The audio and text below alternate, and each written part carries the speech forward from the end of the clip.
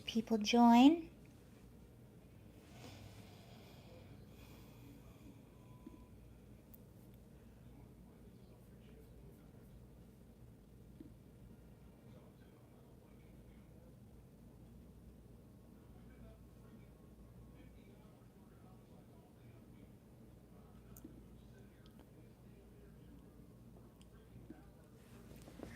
What's up, you guys? Happy Friday night.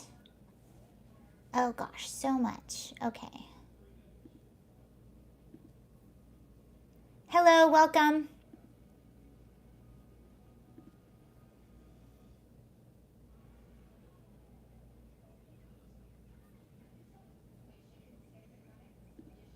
Hi, welcome, you guys. Happy Friday. More talks of a scaled back version of Build Back Better. Hey, how are you? Thank you for joining. Happy Friday.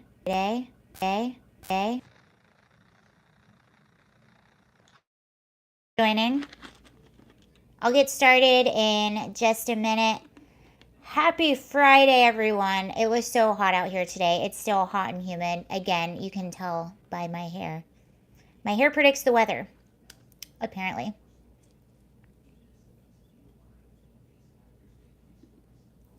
Welcome. Thank you for joining.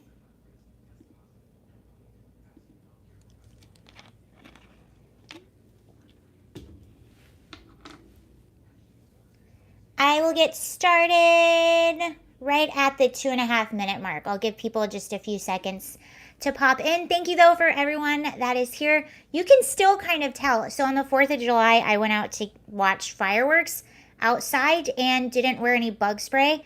So I'm covered in mosquito bites. It's terrible. And I had a huge one right here. It's a lot better. And I have several on my face. Ugh. Pennsylvania. I have family that lives in Pennsylvania, around Harrisburg and Middletown. Yes. Hi from Phoenix. How are you?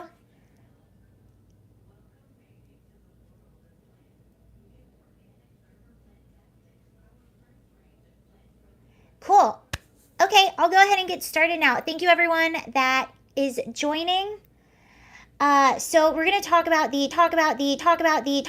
not accusation. So, he terminated his Twitter deal and they might be suing him. I don't know. So we'll talk about that in just a second. I have a huge piece from Libs of TikTok. It's the left's alarming push to sever the parent-child relationship. If you guys want to stay and hang out and talk about that. And just anything. I'll try to look at questions the best I can.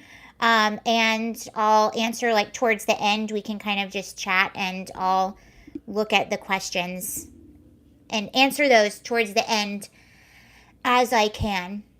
Elon should buy YouTube instead. I know, I was hearing that. People were like, Elon should buy YouTube. Elon should buy TikTok. Elon should buy this. Yeah, well, let's look at what happened with this accusation. So,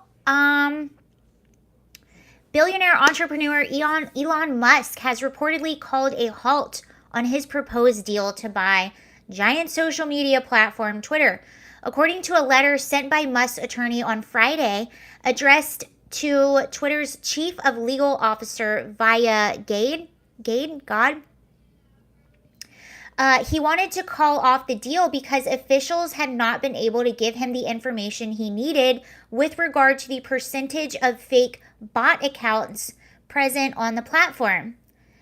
He goes on to say, or the letter says, as further described below, Mr. Musk is terminating the merger agreement because Twitter is in material breach of multiple provisions of that agreement, appears to have made false and misleading representations on which Mr. Musk relied when entering into the merger agreement, and is likely to suffer a company material adverse effect. Mr. Musk and his financial advisors at Morgan Stanley have been requesting critical information from Twitter as far back as May 9th, 2022, and repeatedly since then, on the relationship between Twitter's disclosed MDAU figures and the prevalence of false or spam accounts on the platform. Musk has said on several occasions that he would reconsider his initial $44 billion offer if the platform was unable or unwilling to verify the percentage of fake bot accounts. Notwithstanding these repeated requests over the past 2 months, Twitter has still failed to provide much of the data and information responsive to Mr. Musk's tweet. So here's what the issue is with the bot accounts. So how much money Twitter can make is heavily dependent on how many people use Twitter. And the reason all these bots are a problem are because advertisers are not going to pay a lot of money to be on the Twitter platform if a lot of the if they're advertising to bots. Obviously you can't advertise for a bot, so they need to know the actual amount of real users, how many eyeballs are going to be seeing these ads that go out on Twitter. So if a lot of these accounts are bots, then that's not a lot of use for advertisers. They're less likely to want to use Twitter or put their ads on Twitter, which makes Twitter not worth what you would think it would be worth. And that's really a bit of a shame, because I do think Twitter is a really unique platform, and it could be, and I think Elon had a really cool vision for it, having it be sort of this public square because anyone can participate. And what's cool about Twitter, and I know a lot of people hate Twitter, and there is a really bad aspect to Twitter and a really toxic aspect to it.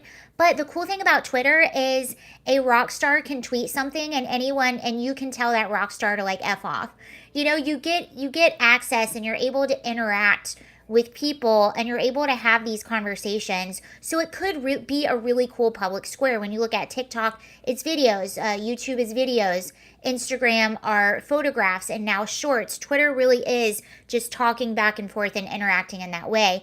But when they are lying about how popular their platform actually is and how many people actually use that platform, that's an issue. And so that's what the problem with this merger is.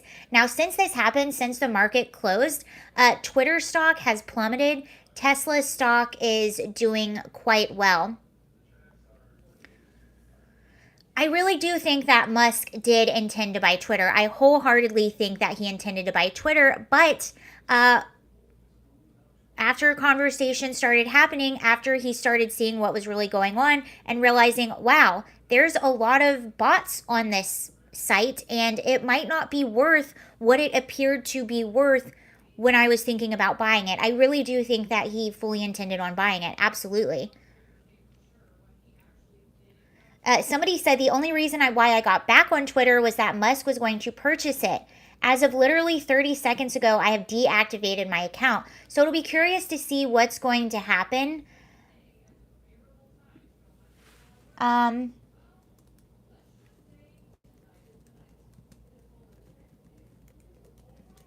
it is kind of sad because I do think that Elon Musk would have made Twitter a lot cooler.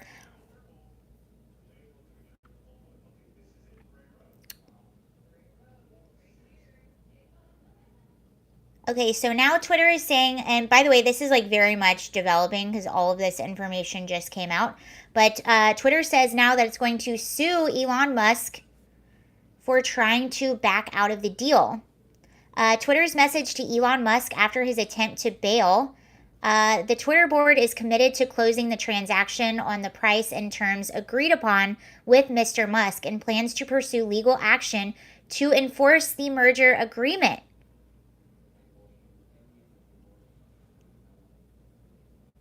We are confident that we will prevail in the Delaware Court of Chancery. Why is it Delaware? Why is it Delaware?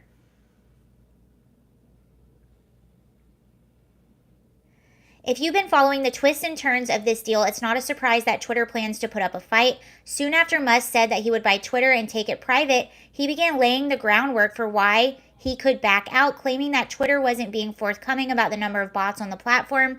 Twitter has insisted to Musk and the public that it has bots under control and that it intends to enforce the merger agreement. Okay, so we'll see what happens with that. With Twitter saying it's going to put up a fight to make Musk pay up, this already crazy deal could soon turn into a protocad. I don't know what that is. Messy legal battle. In an internal memo to Twitter, employees sent Friday and obtained by The Verge. That's what I'm reading from, so they're a very biased publication, just know that. The company's general counsel, Sean Edgett, told staffers to refrain from tweeting, slacking, or sharing any commentary about the merger, and that management would be very limited on what we can share. I know this is an uncertain time, he says, but we appreciate your patience and ongoing commitment to the important work we have underway.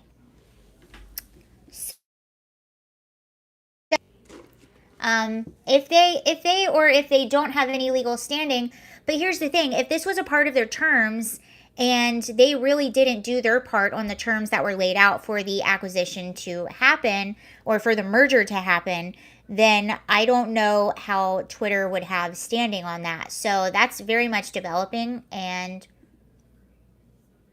that's where it is right now. Okay, this is actually really, really cool. This is coming out of San Francisco, and hello. This is coming out of San Francisco, and if you've been following the happenings of San Francisco, they recalled their super progressive DA, Chesa Boudin. He was, Chesa is one of the George Soros funded soft on crime prosecutors who didn't do a great job prosecuting crime, and the residents of San Francisco saw an uptick in a lot of crimes and were getting fed up that criminals were not being prosecuted. So they gathered signatures and were able to have a recall election for Chesa Boudin, and the recall worked. They voted to recall him. And the question was, okay, who is going to replace Chesa?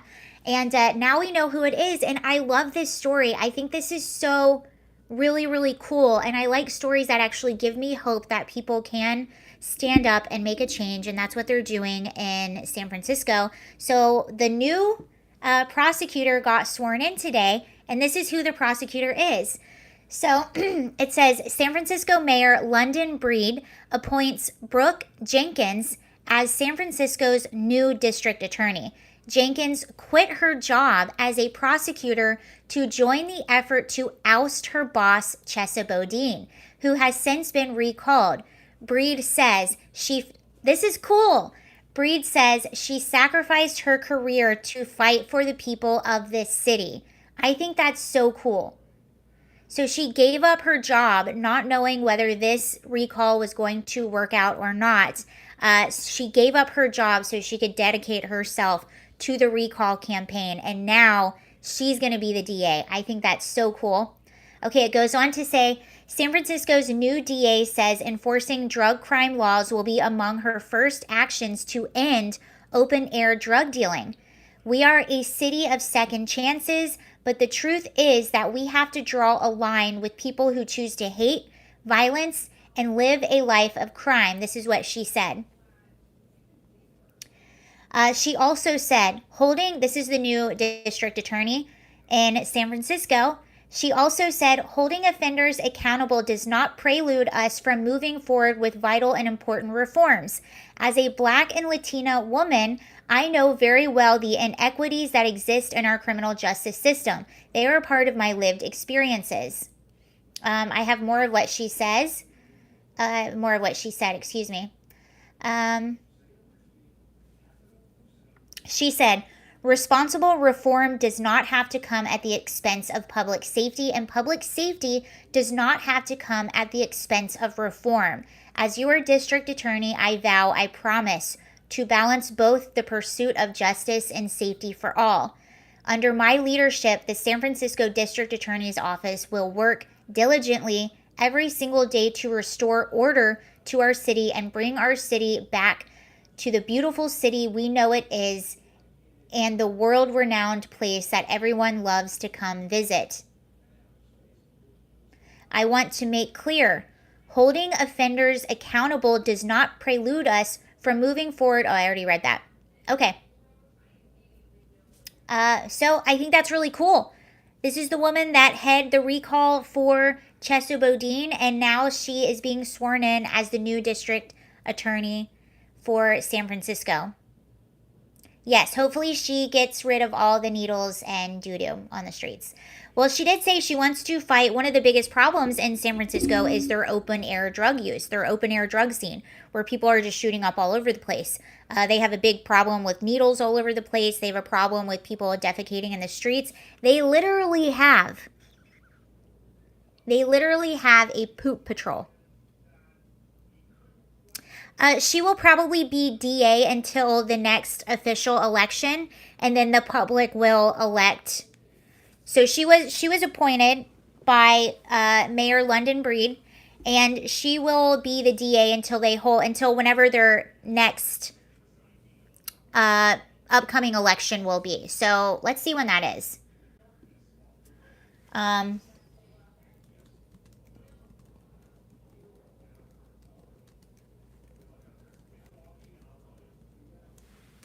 I'm thinking like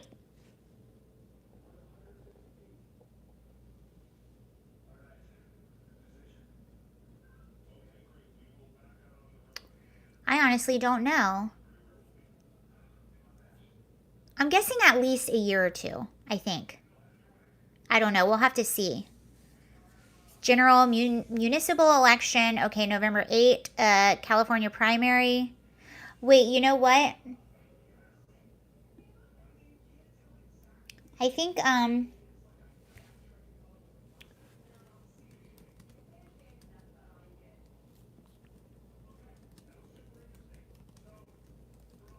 when was Chesa Bodine elected?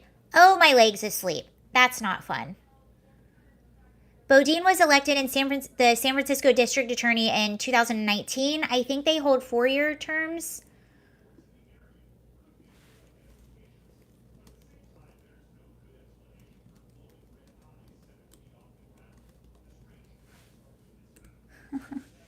Hi.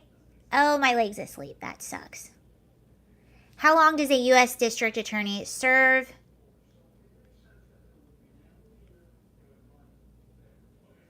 Four years.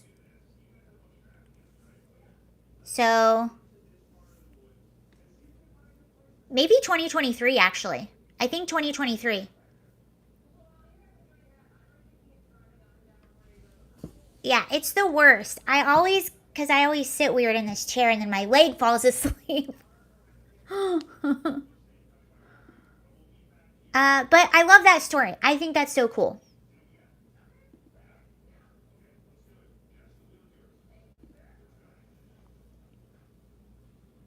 Oh, we have a Kamala Harris quote. Was this today? This wasn't today, was it? I don't know. My leg's asleep and I have mosquito bites all over me. I'm not doing well.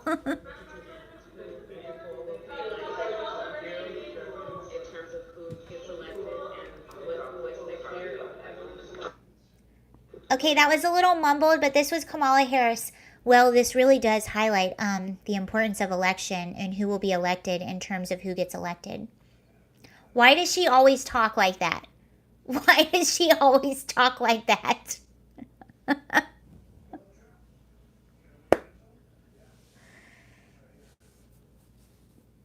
That would make sense about the term and a great choice for DA. Yeah, I think this girl will be, or this woman, excuse me, I think she'll be a great choice.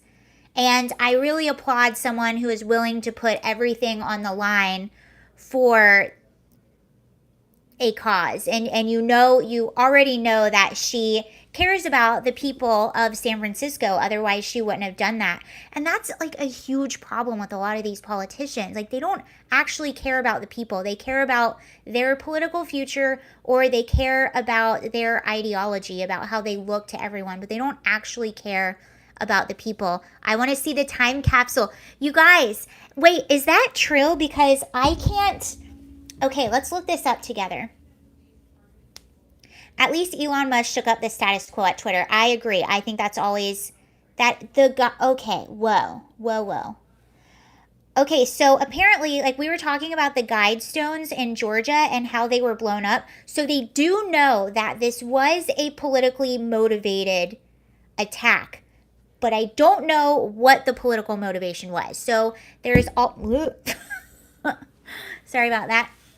There's all these conspiracy theories about the Guidestones. So if you don't know what they are, hold on, the Georgia. So the Georgia Guidestones they're man-made. They're called like the Stonehenge of the United States. And there's all these conspiracy theories about them. They were made in, by the way, I'm from Georgia. I was like young when I moved out of Georgia, but I had no idea these even existed. Oh, we're talking about the Guidestones again because apparently there's a time capsule under them. So that's what I'm trying to figure out right now. If there's a time capsule. I love a time capsule. You want to know something? I made a time capsule and it's in Georgia. So I want to go back as an adult. I should do this. My sister and I, we were living after my parents got a divorce, we lived with my mom in this apartment building in Georgia and we lived there for probably about 5 or 6 years. And her and I made a time capsule. We put all this stuff in this little like tin box and we buried it. And I remember I tried to go back and find it. Hi, Danielle. How are you? Yay. I hope you're doing well. I would like to come visit you and Uncle Robbie and your mom sometime soon. So we buried this time capsule. I don't even remember what we put in it. And I tried to go back about a year later and find it, but I couldn't find it. So I still have a time capsule somewhere buried in Georgia, and I know exactly the area that it's buried in.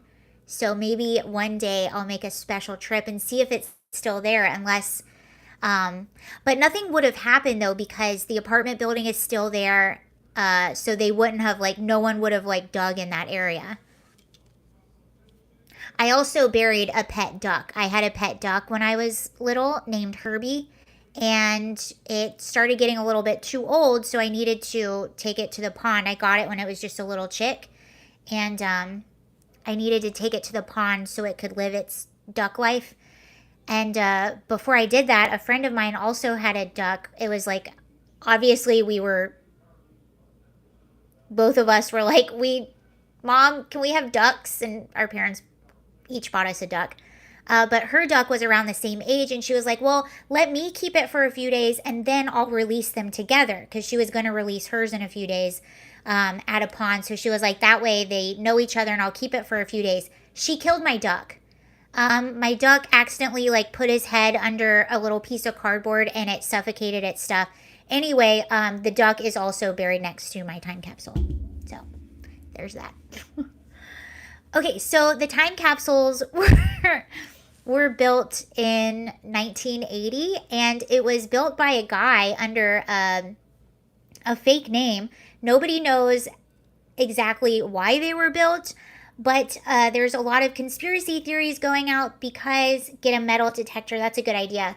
There's all these conspiracy theories going out because of what the Guidestones say. So there's supposed to be guidelines for what to do in case of a big human catastrophe or a big catastrophe that happens. And some of the most controversial things that are on there are you have to maintain the population under 500 million people, and you want a fit and healthy population. So a lot of people are calling them the guidelines for the New World Order. So all these conspiracy theories, some people thought they were Satanists, the New World Order, just all kinds of things. And somebody went Wednesday at 4 a.m. in the morning and blew up one of the Guidestones and completely demolished it. So law enforcement went out later that day and just completely leveled the entire Guidestones. They're all gone. Which was so weird. That's why a lot of people were thinking, okay, was this intentionally done? Maybe by the government or law enforcement? Did they just want to get rid of it? But I don't think that's what happened. It does seem like it was someone that was politically motivated. Okay, so now after they were demolished, I started hearing things about a time capsule that's underneath. And that's what somebody just commented, so. But I can't find anything. Apparently there's supposed to be a time capsule underneath, and they say open it, but they don't say exactly when, right? Time capsule.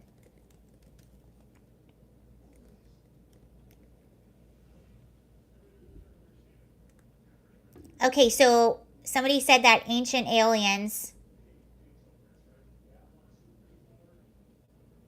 Here we go.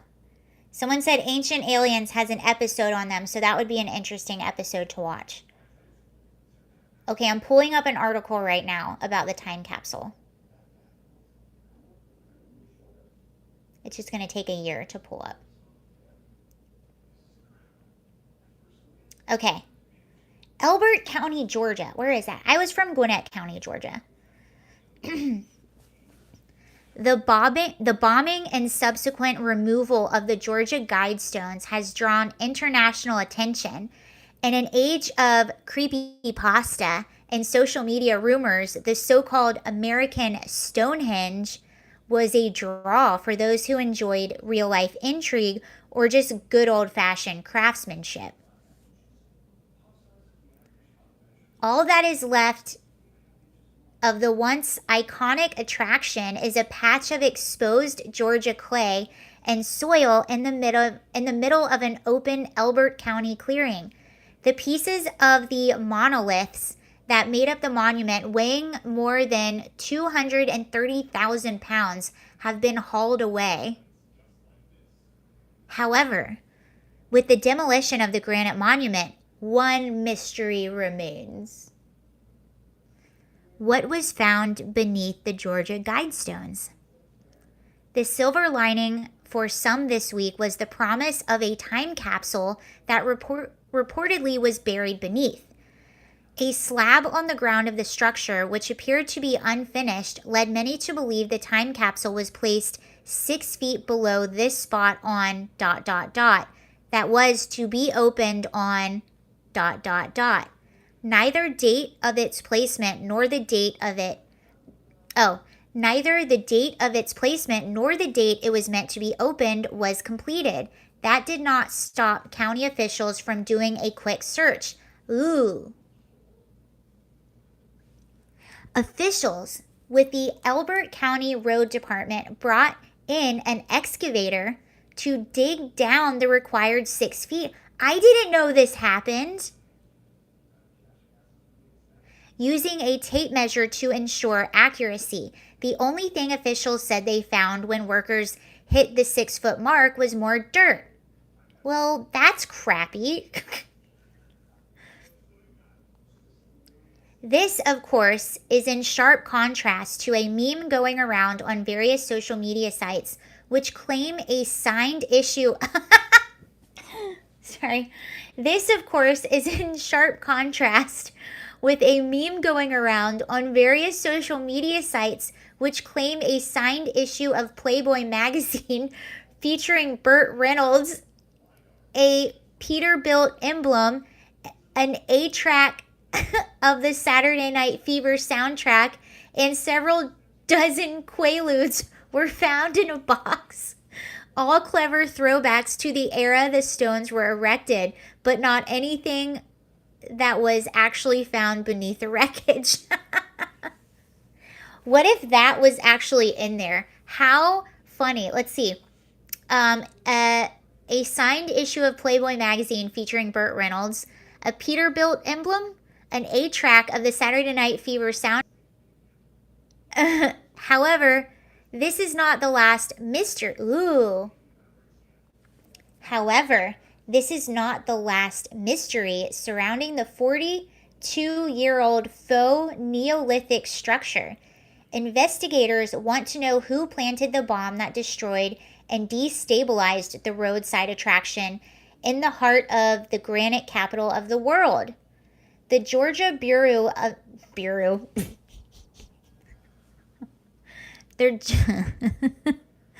The Georgia Bureau of Investigation released a series of videos in hopes someone has information about the explosive device or the suspect. The first video shows a person head toward the stone structure, pause just out of the camera's view, and behind one of the slabs before running away. 2 other videos show an explosion a few moments later. Smoke and debris are seen pouring from the base of the monument. The timestamp of the video was about 3 minutes and 30 seconds after 4 a.m. on Wednesday.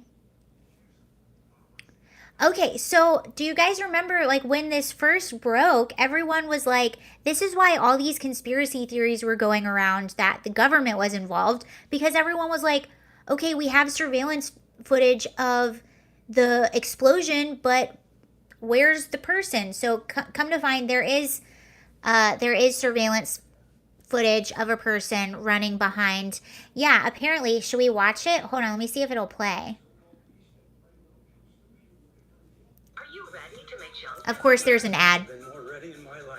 We make junk disappear. All you have to do is point. Call 1-800-GOT-JUNK. I can't even skip it. It maybe it is an alien dressed as a person. Maybe he has a human suit on. It could be an alien. I'm not ruling that out.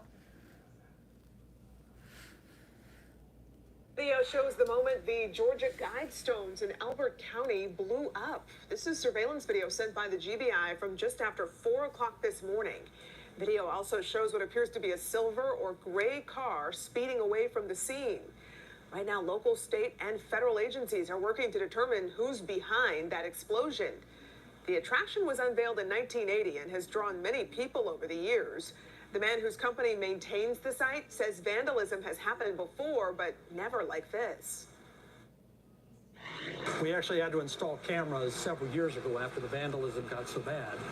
But, you know, it does break my heart. You know, if you don't like the message that was written on them, you know, that's understandable. That's your prerogative. But, you know, there's no reason to take it away from other people that might. Crews demolished the remaining stones over safety concerns. If you know anything about the explosion, authorities ask that you come forward. You can remain anonymous. I didn't see a surveillance video of a man running. Well, that's interesting. Okay, a fourth video. Oh, here we go. So a fourth, that's what they were talking about. A fourth video shows a silver sedan with a sunroof leaving the scene. The monument, oh, excuse me, stop it. The monument, oh, that's why. I wasn't going to talk about this, and then someone had a question, so I'm learning with you. Okay, this is why it was demolished. The monument had to be demolished later that day due to safety concerns, so that's why it was demolished. Okay, now we're going to get into conspiracy. So some people think that it's satanic. No, they didn't have an episode on ancient aliens regarding these stones. Well, darn it. Well, they're clearly human-made. It makes sense that they didn't have an episode because we know that they were made by humans. But was it an alien in a human suit? We don't know. Okay, so, correction, there is no ancient alien episode of the Georgia Guidestones. Okay, so are the Georgia Guidestones satanic? Cameras were placed around the structure after a series of vandalism between 2008 and 2014. Some graffiti defacing the structure read, "Death to the New World Order." And "I am Isis, goddess of love." There were incidents that helped play into the overall lore of the site being somehow affiliated with satanic worship or the occult. Former Georgia gubernatorial candidate Candace Taylor was among those to assert such claims. During her 2022 primary campaign, Taylor pledged to remove the monument through executive order if she was elected, calling them satanic. Wow. This is crazy that I grew up in Georgia and I had no idea these even existed. Other theories believe the stones contain the 10 Commandments of the Antichrist. It was one of them. I'll read them to you later, but after we finish this. But one of the guidelines said to maintain a population under 500 million. And if you think about how many people are on the planet right now, we have well over 500 million people. Other theories believe the stones contain the 10 commandments of the Antichrist and are a sacred place for sun worshippers. It also raised concerns about the promotion of eugenics, euthanasia, and genocide. There is no evidence to back most theories, although the popular theory the stones were designed as a guide for future generations following a post-apocalyptic event such as a nuclear war. Some may have some credence. So they're saying the most likely theory is that these are guidelines for a post-apocalyptic era after a nuclear war.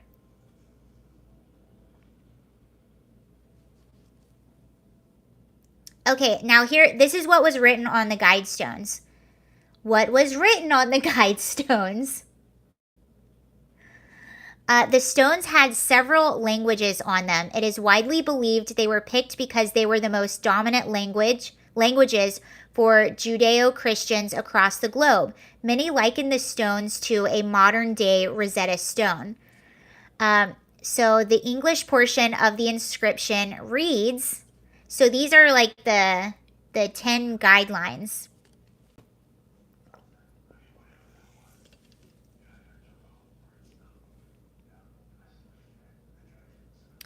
Oh, so someone's saying it was on Ancient Aliens and it was an apocalyptic episode. That makes sense.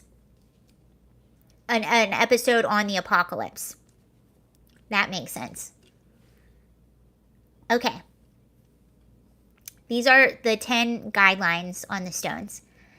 Maintain humanity under 500 million in perpetual balance with nature. Guide reproduction wisely, improving fitness and diversity. So those are the two that get people thinking about eugenics. Guide reproduction wisely, improving fitness and diversity. Unite humanity with a living new language. Rule passion, faith, tradition, and all things with tempered reason. Okay. Protect people and nations with fair laws and just courts. Okay. Let all nations rule internally, resolving external disputes in a world court. Okay. Avoid petty laws and useless officials. All right. Balance personal rights with social duties. Agree with that. Prize truth, beauty, love, seeking harmony with the infinite. Okay. Be not a cancer on the earth. Leave room for nature. Leave room for nature. So some of it doesn't seem like it really means much.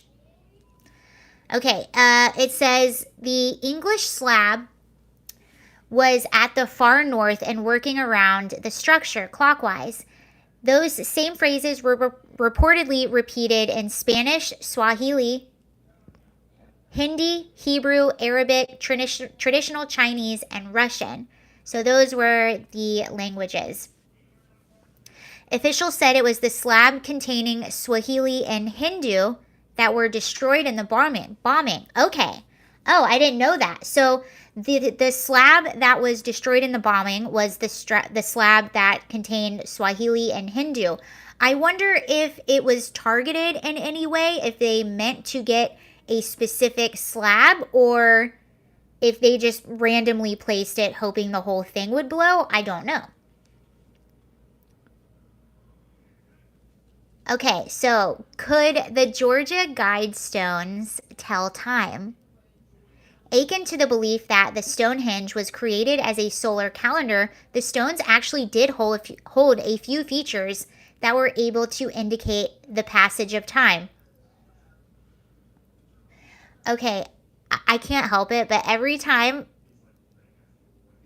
the passage of time, every time I hear that, now I think about Kamala Harris, the passage of time. We must talk about the passage of time. Hold on, what is that quote? I need to see it now.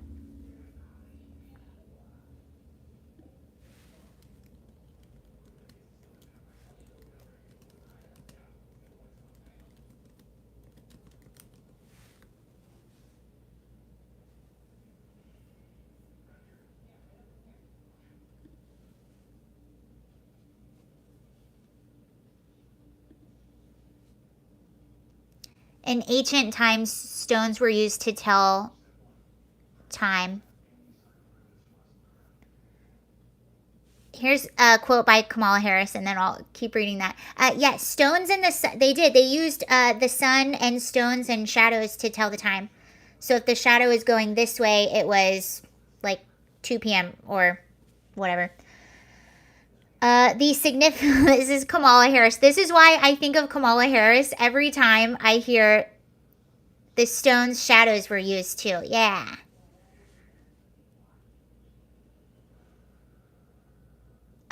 This is why every time I hear the passage of time, I think about Kamala. So this is a direct quote from Kamala Harris. The significance of the passage of time, right? The significance of the passage of time. So when you think about it, there is great significance in the passage of time. Sundials, yeah. I forgot the name of it. What even is a sundial? Sundials. That's pretty cool, actually. So that's why the passage of time, I think of Kamala Harris. Okay, the capstone, all right, akin to the belief that the Stonehenge was created as a solar calendar, the stones actually did hold a few features that were able to indicate the passage of time.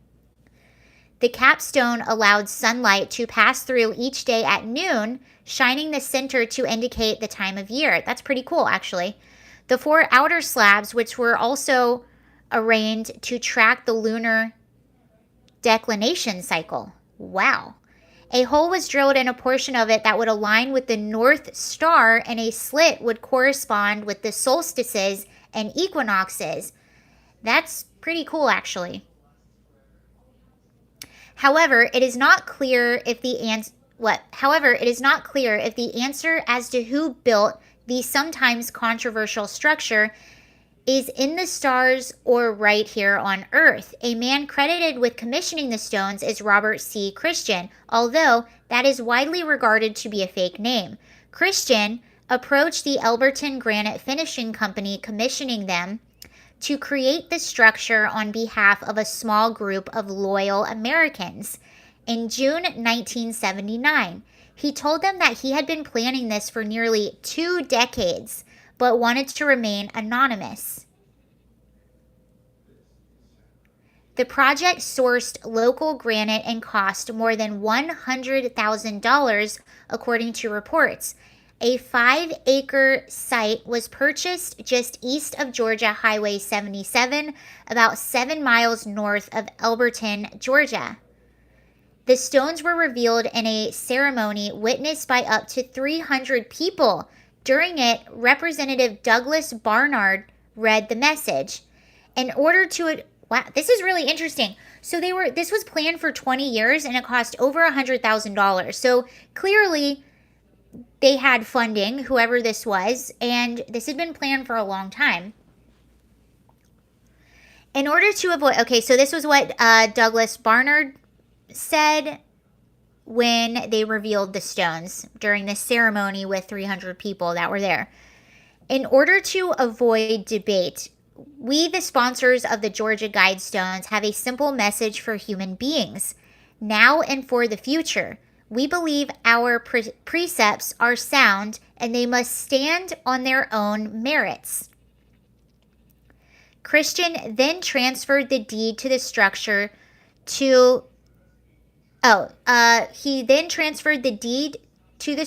and acreage to Elbert County, who has helped maintain the structure. It drew in about 20,000 people annually to the area, the local Chamber of Commerce estimated. Only one person really knew Christian's real identity. That was Elberton banker Wyatt Martin. Martin passed away last year and appears to have taken the secret to his grave. Several documentary and investigative journalists have long sought after the real identity of Christian, his group, and what the real purpose of it was. However, for now, it remains a mystery. Ooh, I love a good mystery. So that's the Guidestones.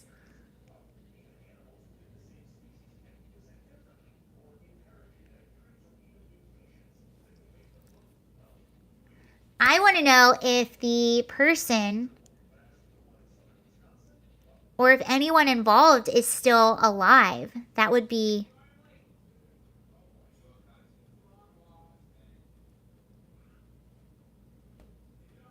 Erected in 1980. Yeah. Interesting.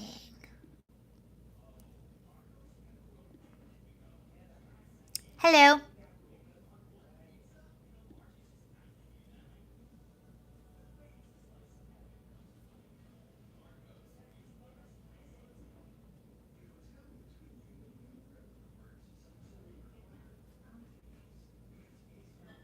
Oh my gosh.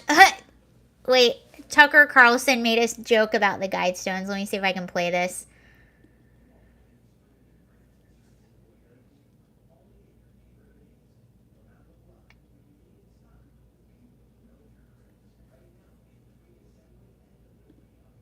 No one knows what happened to them. We told you a minute ago about the disappearance of the Georgia Guidestones. No one knows what happened to them. There are reports tonight that a certain state senator from Rhode Island was seen in the area. We just received this. We can't verify its authenticity. The news show, though, and we want to bring you the news as we get it. So here's the picture we received. And the theory is the stones were torqued into pebbles, and now we're just a pile of gravel. Okay, I'm going to show it to you. Oh, thank you so much, Wall Street Tech. Maybe throwing pennies might help. Thank you very much. I appreciate that. Okay, I'm going to show you guys this. Tucker has jokes, man.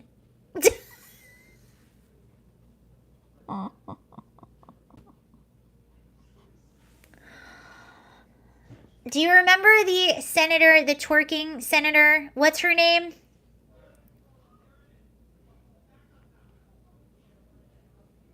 Someone said, I never understand why they say get rid of useless government when most of them are useless. Haha, I agree. Can I even show this? I think I can, right? Yeah. All right, I'm turning you to my computer. You have to see this.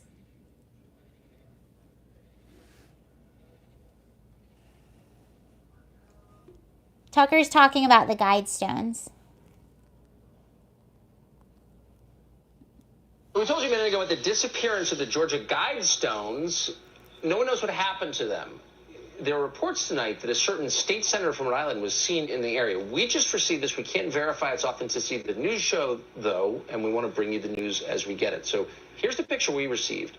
And the theory is the stones were torqued into pebbles, and now we're just a pile of gravel. Again, we can't confirm that, but we wanted at least to raise the possibility that that's what happened. We're on that story for tomorrow night.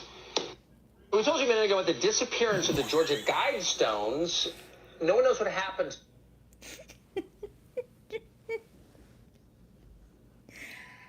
I was not expecting that. I saw him bring up the Guidestones when I just was looking through. Oh, her name is, okay, we can talk about her. Shoot, what is her name? Twerked into pebbles. What is her name? I think it starts with a T. Does anyone know? Hold on, I think I can just search twerking senator. Yeah, she's a senator from Rhode Island.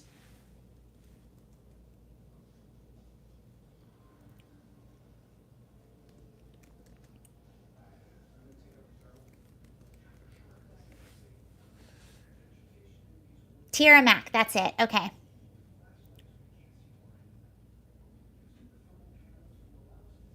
All right, let me look her up.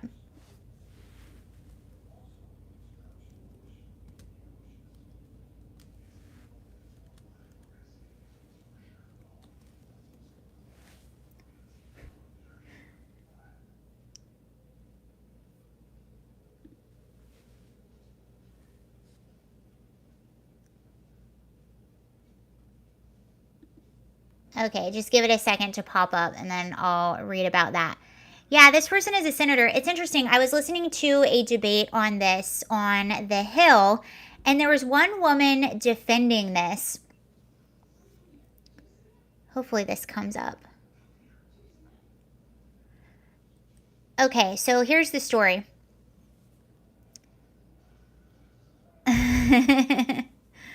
All right, here it is. Tiara Mack. Okay. Is this an opinion piece? I don't know, but I'm reading from the New York Post, so sometimes they're really funny how they do their writing. So it says, she's twerking overtime for your votes. A Rhode Island state senator is getting ridiculed for posting a campaign video of her twerking upside down in a barely there bikini. Democrat Tiara Mack, 28 years old, hello, used her official district TikTok page on the 4th of July to post a saucy clip of her shaking her booty while in a headstand on the beach. Oh my God. I can't even say this. I'm going to. That ass, that ass, that ass. Someone can be heard saying admiringly before Mack, wearing a skimpy yellow bikini, turns to the camera and begs, vote Senator Mack. The state senator advertised the clip as a promised senator thirst trap at Block Island. It is just the one she posted. It was just one she posted in the revealing outfit during her beach trip, with another asking how many nip slips was she allowed. Oh my gosh. You already have 3. One of her friends teased Mack, who describes herself as a black queer woman. Mack's twerk quickly racked up more than 70,000 views, with one admirer saying, I need to see some more politicians doing this. Tempted to move to Rhode Island to say, this is my senator, another fan wrote, as others said she had sealed their support. Of course she's liberal.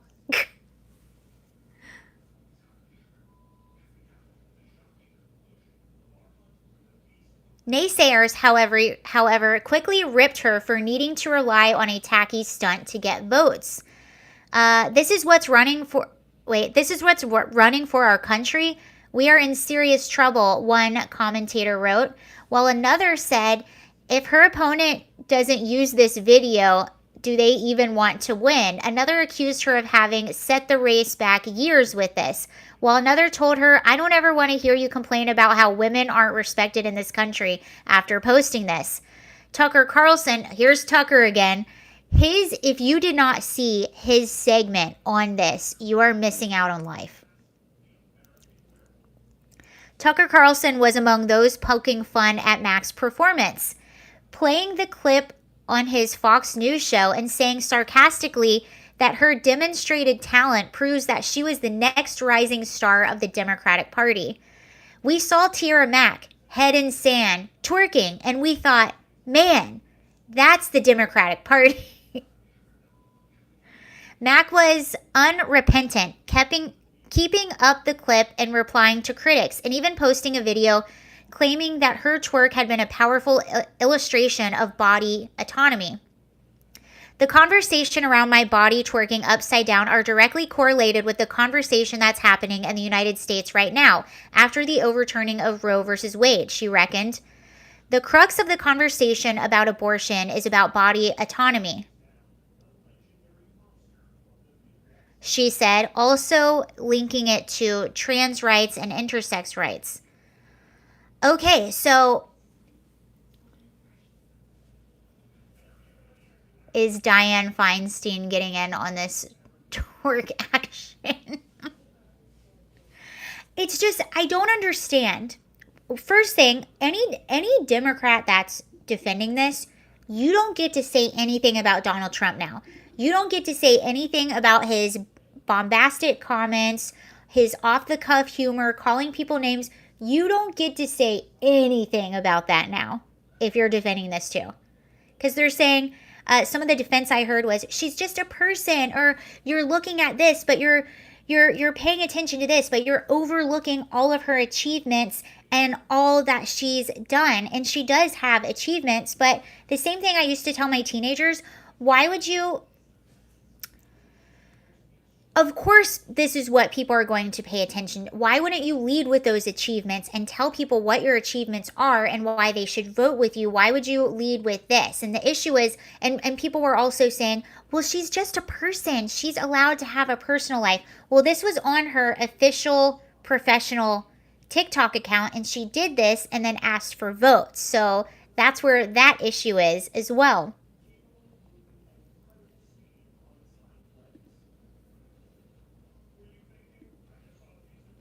I mean, you can't put something like that out and then expect it's just the way the world works. Like, my opinion aside, my opinion doesn't matter, but I'm going to tell you how the world works. You can't put stuff like that out there and then expect people to take you seriously, especially if that's on your official senator TikTok and you do it and then you're asking for votes. And her defenders are saying, well, everyone's paying attention to this, but they're ignoring all of her achievements. Well, yeah, they are paying attention to that and ignoring all of her achievements because that's what she put out there. And obviously people are going to talk. That's how the world works. Whether you like it or not, it's just how it works.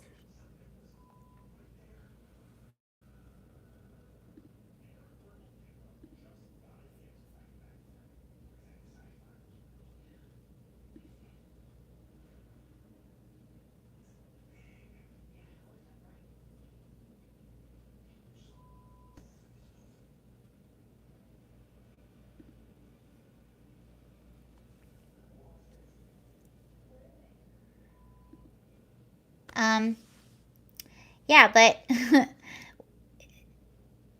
I'm twerking for trans rights right now too.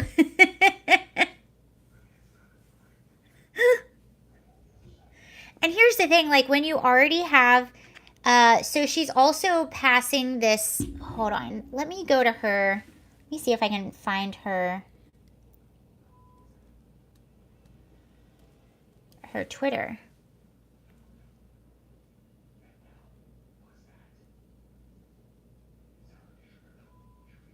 Tierra Mac, District 6. So I'm on her Twitter account right now.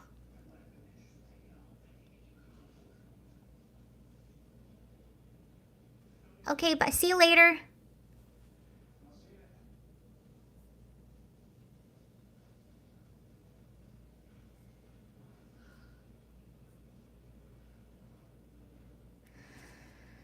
So she has something on her. So she has, today I twerk for the Green New Deal. If you think, okay.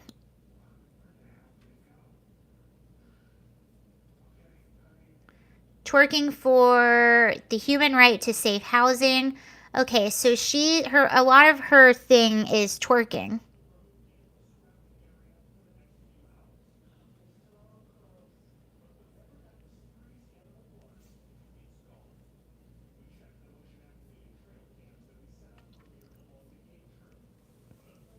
But this is what I don't understand about feminists. Sometimes they have conflicting messages because they don't want to be seen as just, I twerk for a Subway sandwich.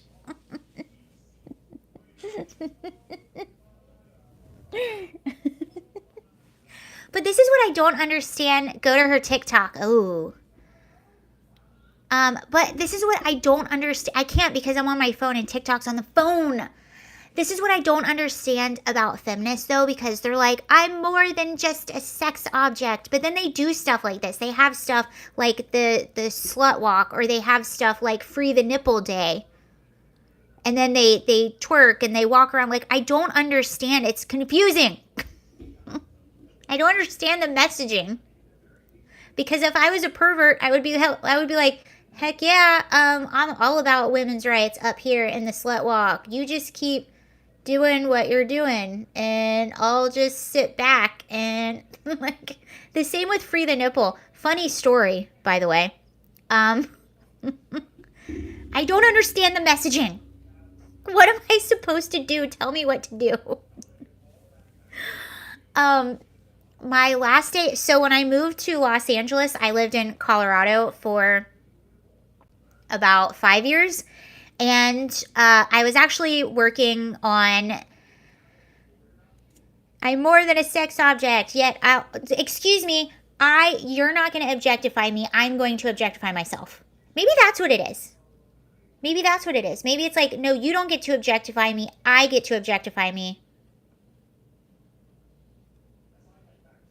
Maybe. My last day in Colorado, I was working on like a little film project, and we were filming in Boulder, Colorado, which Boulder, Colorado is very, very liberal. It's where, there's a university there. There's a big university. I'm not thinking of the name of it right now. And a lot of people make fun of Boulder, Colorado. Because it's very liberal, very granola. We called a lot of the people there Trustafarians, because they're like, they like don't wear shoes, and they're very granola, yet they drive like Range Rovers and stuff like that, and they're like trust fund babies, so we called them Trustafarians.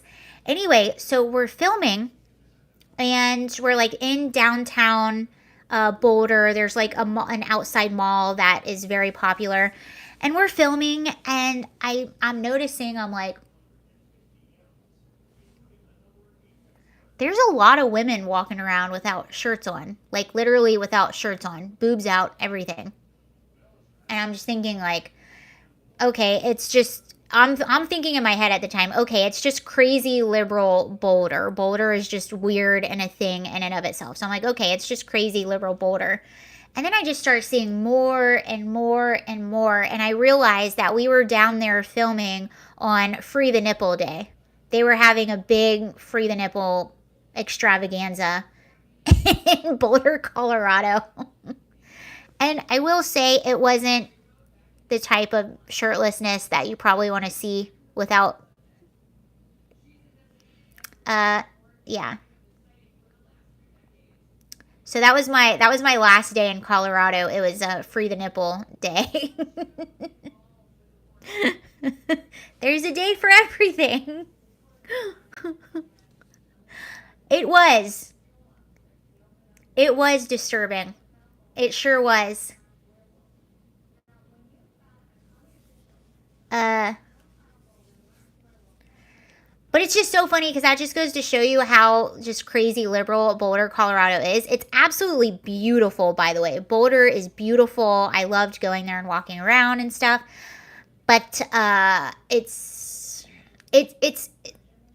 it has a weird crowd. It's that crowd, it's just the super hyper, like, liberal granola people, or it's, you know, the guys that bicycle and they wear like the suits, like the cyclists, and they're like super into it and super intense.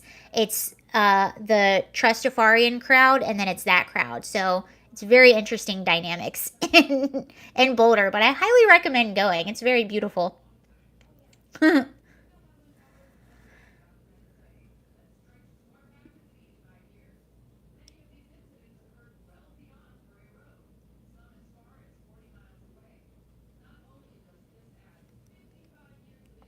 It's legal to be topless in Ontario, Canada. They fought so hard for that right.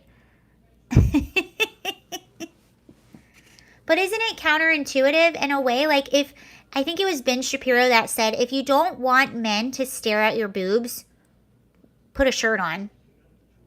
You know, men are wired to be attracted to women and boobies. Like, they can't help it. It's biology. Not all boobies.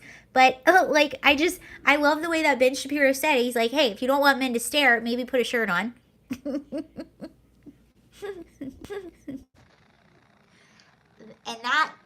And to wrap it up, that is why I do not trust male feminists.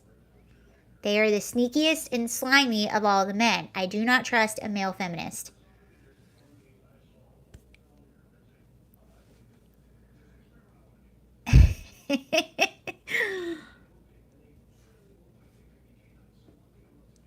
Should never trust a male feminist.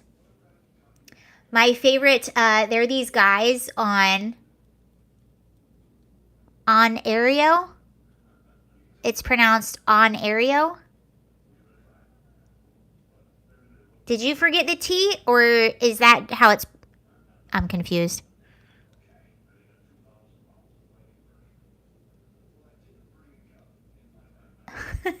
Braxton said the T is it Ontario. Oh, Ontario? You guys are confusing me. Braxton said feminists got what they wanted in Nevada because prostitution is legal after midnight. That is a question. No, the T is not silent. I'm gullible. I've gotten better, though. You could sell me anything. That's why, like, when I lived in Los Angeles, they have all these Scientology places everywhere, and you can go and get, like, they're always like, why don't you come inside and watch our film? And I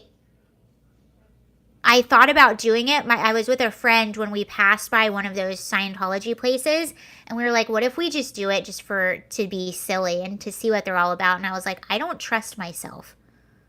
I'm very gullible. I will be a Scientologist if I go in there.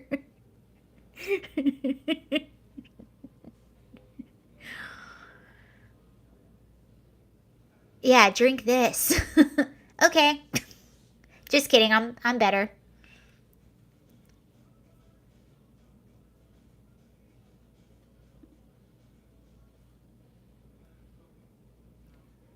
Wait, here's Kamala Harris. Hold on.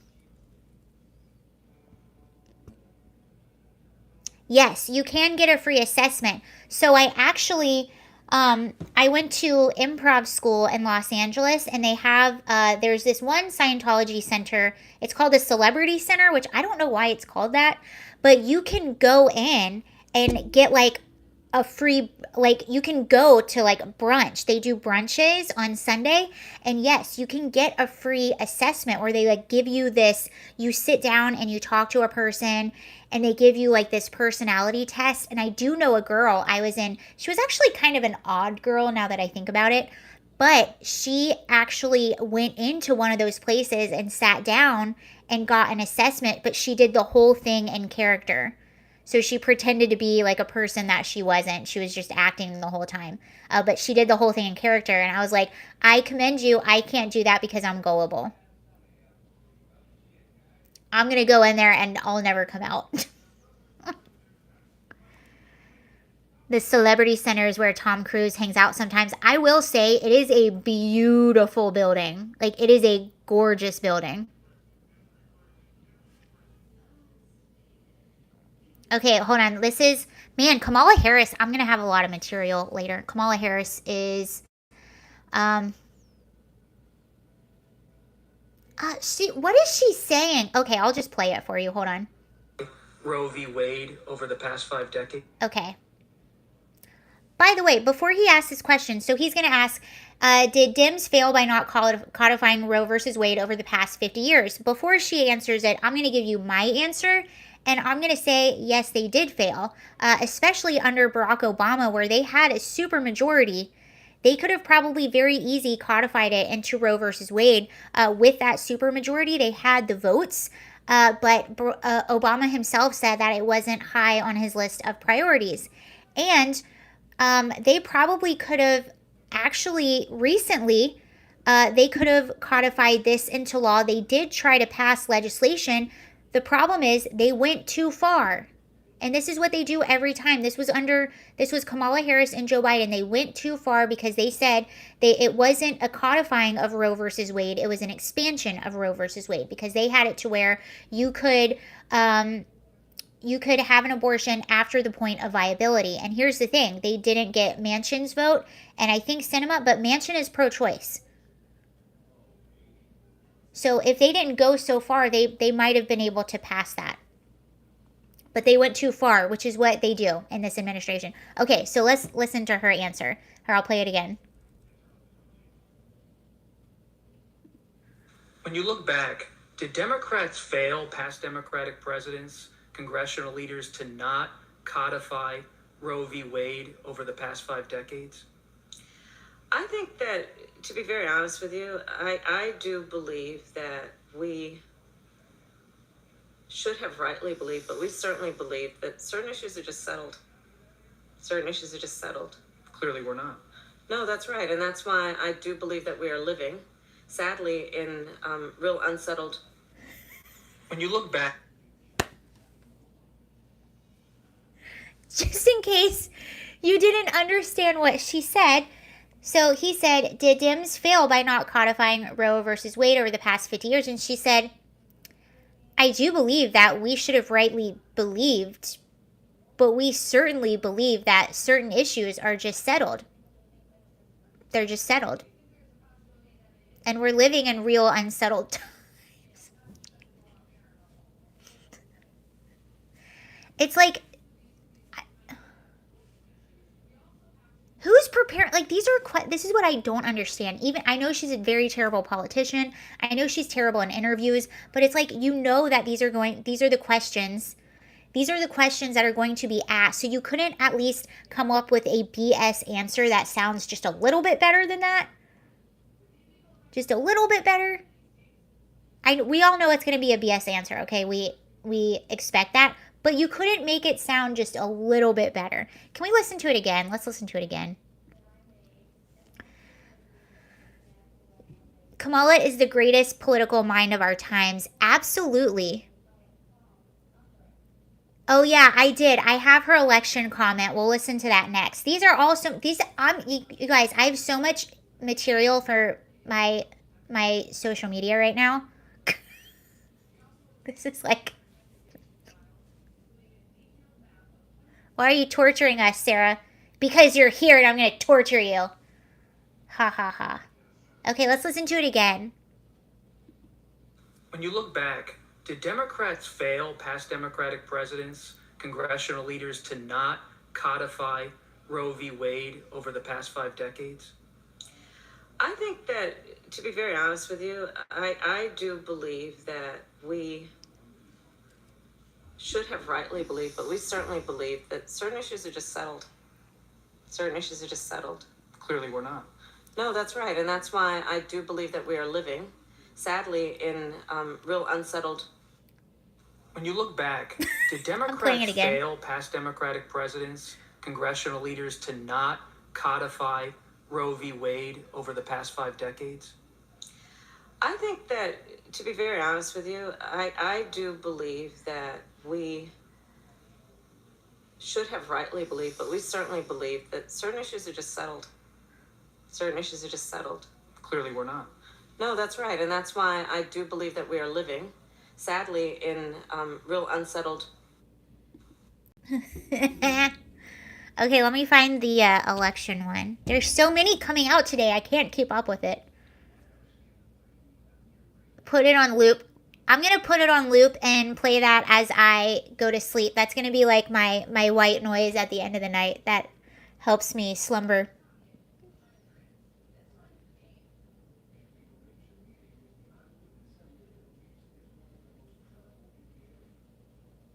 Hold on, let me retweet that. That's a retweet. Retweet. Okay. Where's the election comment?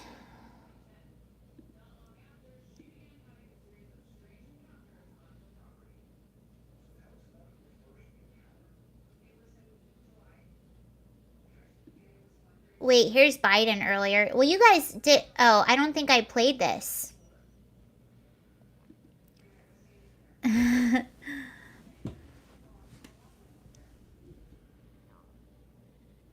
Wait, I didn't play this one for you. This was... Hold on. Wait, I'm not going to play this one. I'm talking to myself.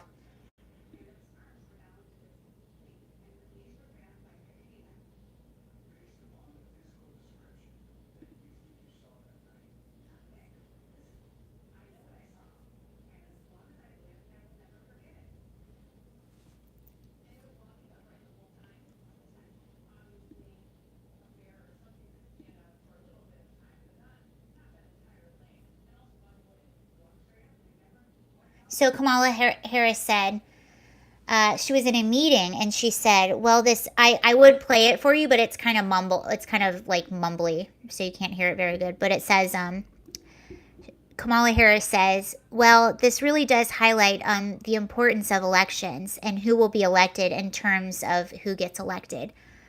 She needs to she needs coaching. She needs coaching, people. Someone coach this woman. I can't even keep up with it. I can't keep up with it.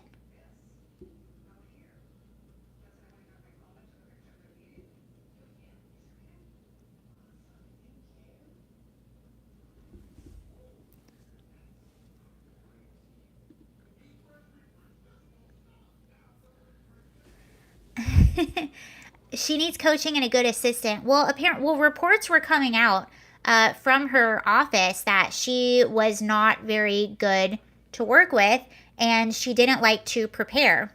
So I obviously don't know if that's true because I wasn't there. These are just reports coming out, but it looks like she doesn't like to prepare. I want a tour of that White House set. I wonder if after this presidency they will keep the set and maybe they'll put the White House set in a museum.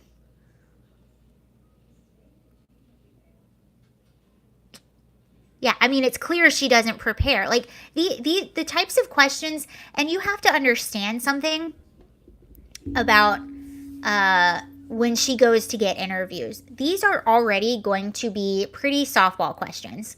Like, she's not going to be getting the hard-hitting questions. She's going to get the softball questions. They still have to make it look like a little bit like they're, digging into her a little bit. I hate using the word digging in. I just couldn't figure out a better word to use. But they're going to clearly... they're going to make it look like they're asking tough questions, but these are softball questions, and these are questions she probably knows about ahead of time, or these are questions that she is going to expect to get asked. And these are her answers. Like, that is just alarming. I think she sounds like she's from Sesame Street talking to a 3-year-old. It does sound like that. Anywho, all right, you all. Well, I'm going to get off from here. Thank you all for joining. That was actually a lot of fun, as it always is. I'll be back tomorrow night, probably around the same time if you want to join. It should be fun. Hopefully, we'll have some good stuff to talk about. And Russia is a big country. I think you meant to say Russia. All right. Thank you so much, you guys. That was fun. How long was I on for? Almost an hour 30. Yes, I'll be back on tomorrow at 8 p.m. if you want to join. And I will see you all later. Thank you again for joining. I had a lot of fun as usual. And I'll be keeping my eye on this Elon Musk thing because that's very interesting. Okay, thank you all. Wow, that's been long, man. I know, I think the longest I've ever been on, I think, is for an hour and a half. Okay, bye. Thank you all, everyone. I'll see you later. Bye. Thank you. Bye, Braxton. Okay, bye.